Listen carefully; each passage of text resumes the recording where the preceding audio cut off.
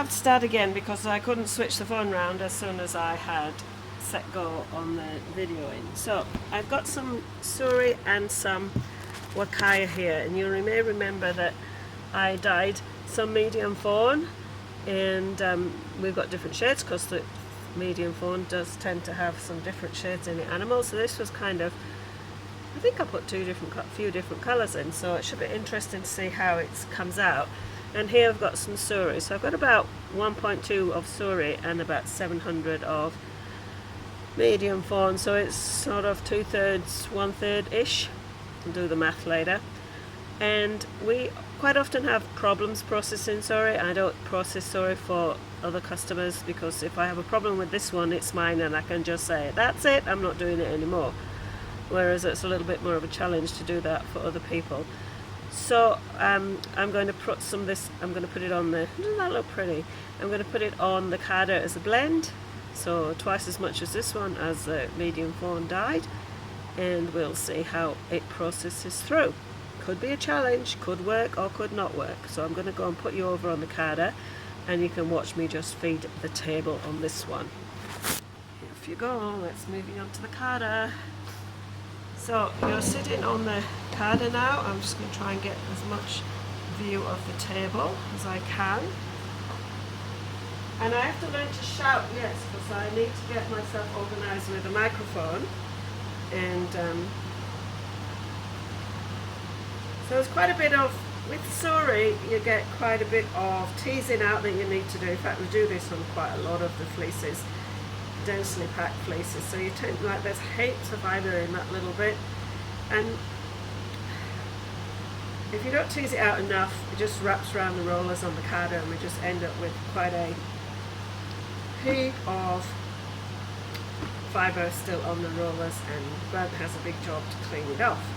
So I'm going to spread this out on the table quite lightly, like you wouldn't be able to see the green table in between, but for a minute I'm going to disappear under the twigs. The twigs come out all the way, so we're going to put, there's about 2 foot of the table that you can't see because it's near the rollers. And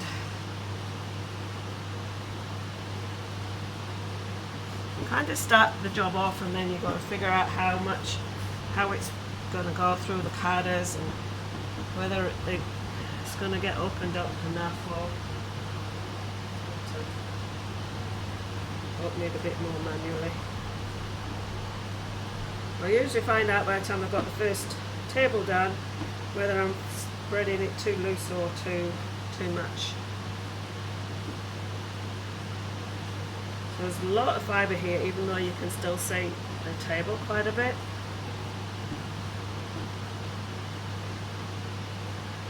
And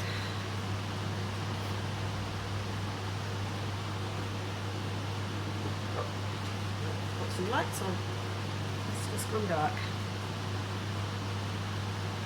So same thing with this huacaya. I'm going to open it out as much as possible, but this is obviously, it's a lot more lighter and there's not as much of it. There's actually short fleece as well, so we've got a few things that are going not quite in favour for this job to work through. So we'll keep our fingers and toes crossed and hopefully it will process okay.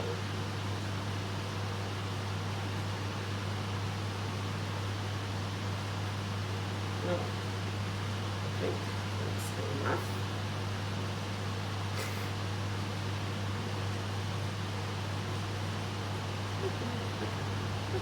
Right, we'll turn this on and we'll go turn the compressor on, so I'll just put you on pause for a minute. So I've got the compressor going and I'm going to start the carder off and then go around to the other end and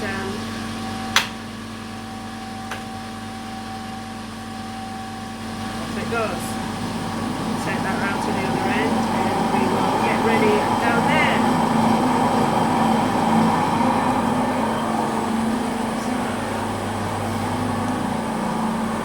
Find a good spot for you here.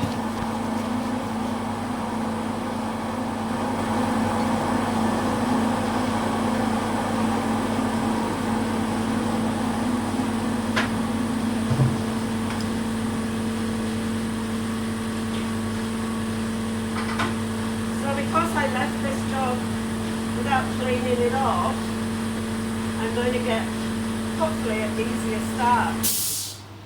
And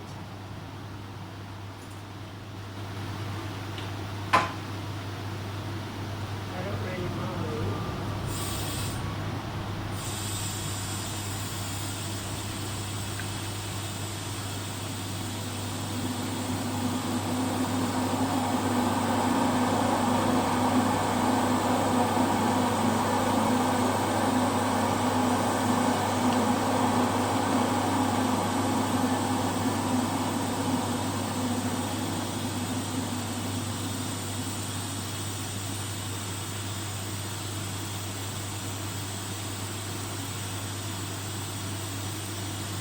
We've got a bit of a twister here, which just twists the fibre up a little bit, and